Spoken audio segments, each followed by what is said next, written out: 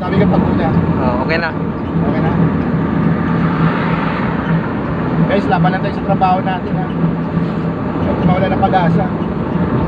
Basta kasama mo lagi ang Panginoon. Aasahan mo 100% na may protection ka. Tulad ngayon, bumabiyahe kami ngayon papunta ng Aburlan. So guys, simple yung lang naman ang ano ko ng ano eh. Kasi una, kung meron kang Panginoon, wala kang takot. Sabi nga sa Romans 8 verse 31, if God is for us, who can be against us? Kung Diyos ang panig mo, sino laban sa'yo? Kaya guys, tanda mo lagi mga kapatid, pag ang Panginoon kasama sa buhay natin, hindi tayo takot. Lahat mga pagsubok dumating, hindi tayo natatakot kasi nga nandun yung protection niya. Sabi Psalm 91.